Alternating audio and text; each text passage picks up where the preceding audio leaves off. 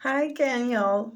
This is Joyce Meyer's book, Battlefield of the Mind. Chapter 9 is called A Wandering Mind. It starts with 1 Peter chapter 1, verse 13. Wherefore gird up the loins of your mind. In the previous chapter, we stated that a mind too busy is abnormal. Another condition of the mind that is abnormal is for it to be wandering all over the place. An inability to concentrate indicates mental attack. Many people have spent years allowing their minds to wander because they have never applied principles of discipline to their thought life. Quite often, people who cannot seem to concentrate think they are mentally deficient. However, an inability to concentrate can be the result of years of letting the mind do whatever it wants to do, whenever it wants to do it. A lack of concentration can also be a symptom of vitamin deficiency.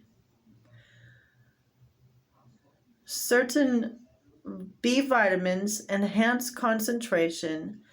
Therefore, if you have an inability to concentrate, ask yourself if you're eating right and if you're nutritionally sound.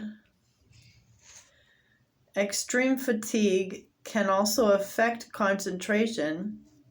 I have found that when I am excessively tired, Satan will try to attack my mind because he knows it is more difficult to resist him during these times.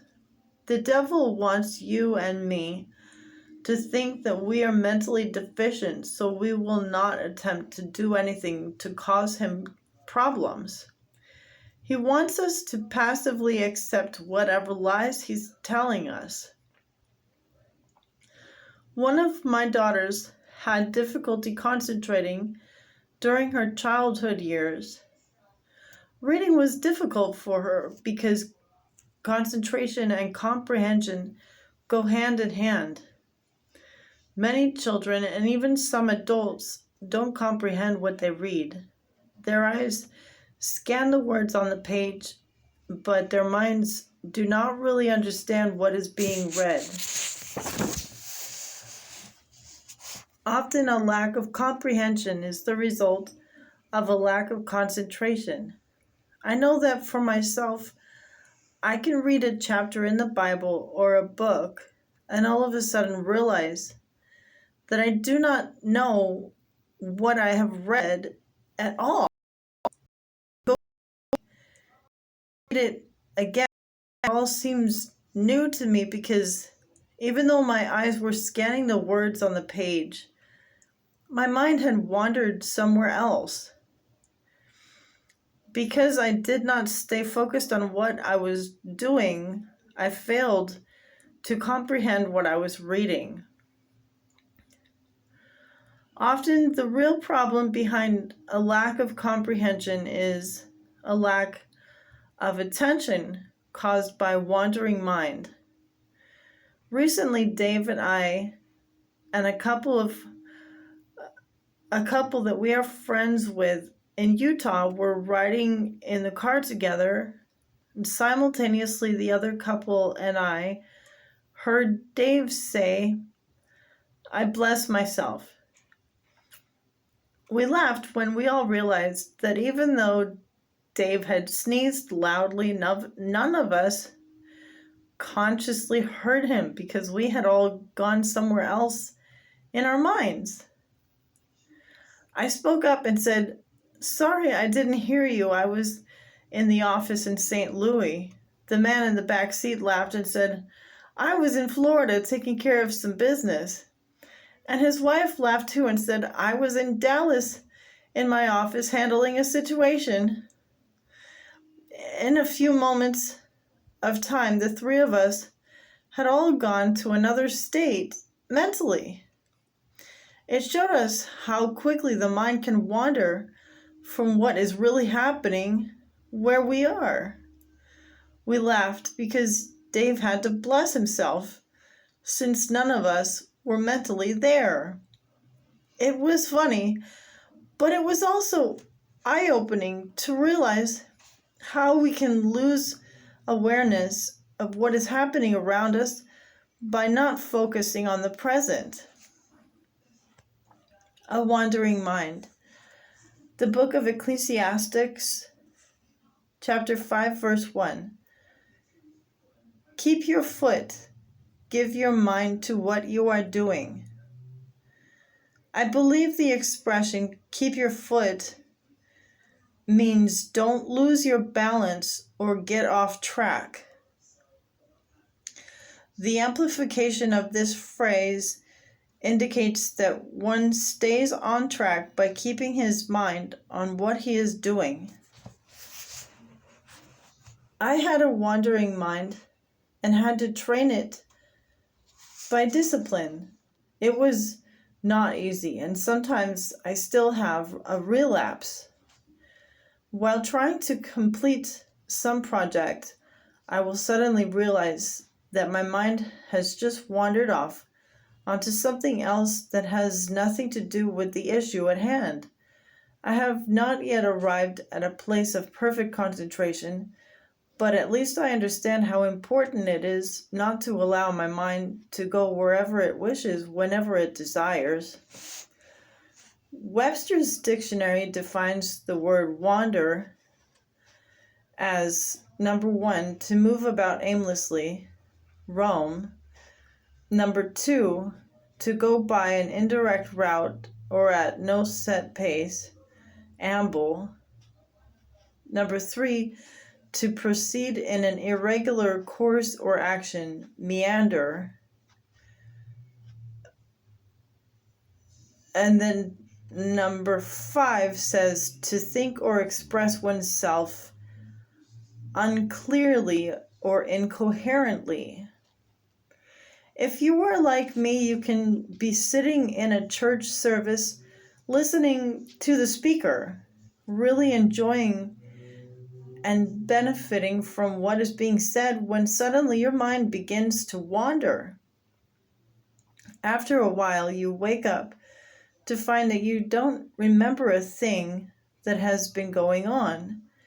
Even though your body stayed in church, your mind has been at the shopping center, browsing through the stores, or home in the kitchen cooking dinner. Remember, in spiritual warfare, the mind is the battlefield. That is where the enemy attacks.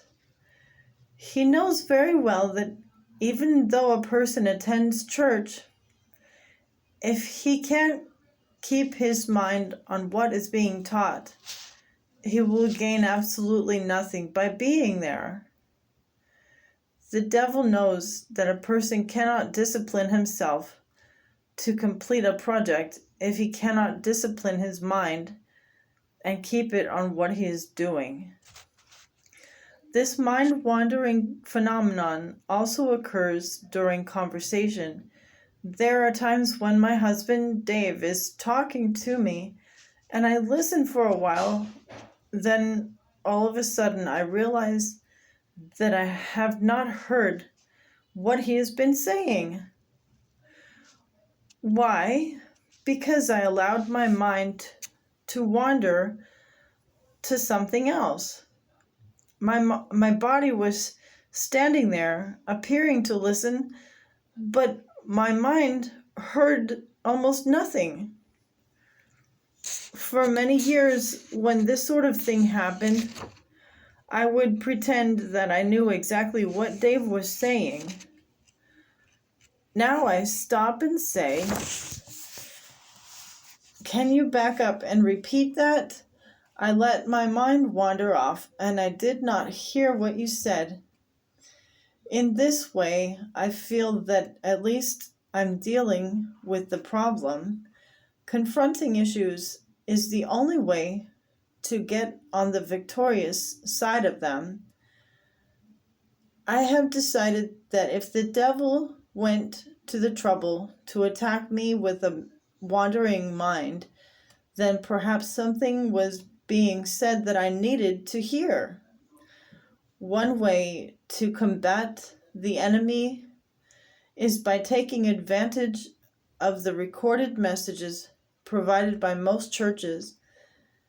If you haven't learned to discipline your mind to keep it on what is being said in church, then buy a recording of the sermon each week and listen to it as many times as you need to get the message.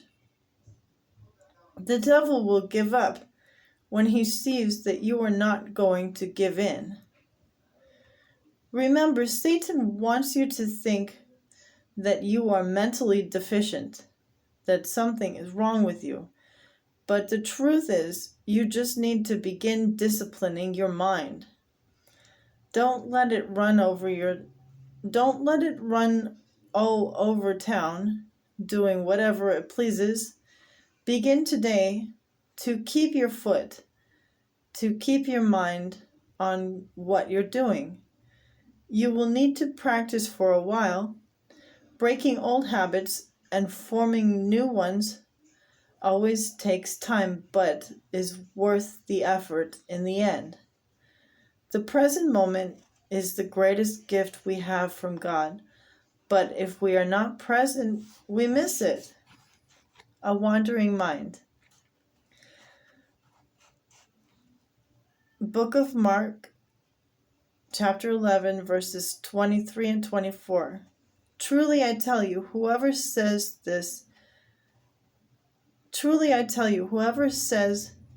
to this mountain, be lifted up and thrown into the sea, and does not doubt at all in his heart, but believes that what he says will take place, it will be done for him. For this reason I am telling you, whatever you ask for in prayer, believe, trust, and be confident that it is granted to you, and you will get it.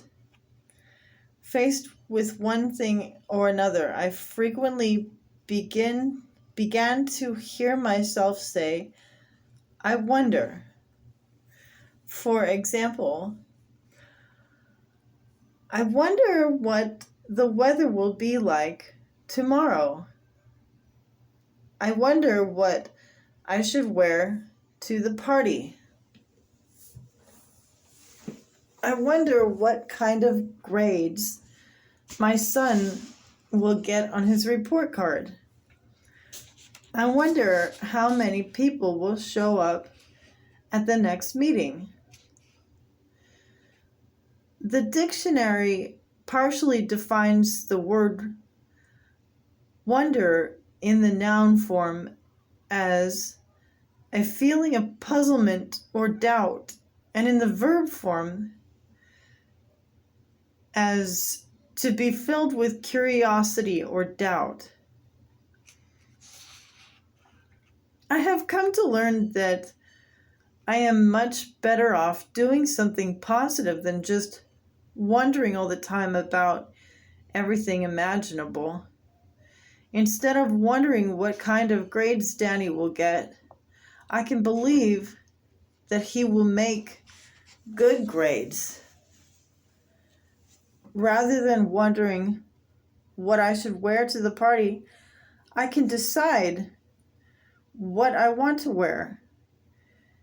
Instead of wondering about the weather or about how many people will attend one of my meetings, I can turn the matter to the Lord, trusting Him to work out things for good, regardless of what happens. I'll give you an update. Our son Danny did not like school and struggled all the way through, so I did a lot of wondering about him and his future. I thought you would enjoy knowing that he's currently the CEO at Joyce Meyer Ministries. And all of my wondering was wasted time. God knew his future and had everything under control. Although some wondering about things is normal, if it is excessive, it can leave a person in indecision, and indecision causes confusion. Wondering, indecision, and confusion prevent an individual from receiving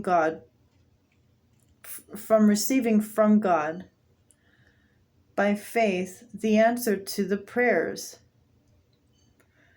Notice that in Mark chapter 11, verses 23 and 24, Jesus did not say, "Whatever you ask for in prayer, wonder if you'll get it." Instead, he said, "Whatever you ask for in prayer, believe that you will receive it, and you will." As Christians, as believers, we are asked to believe, not doubt.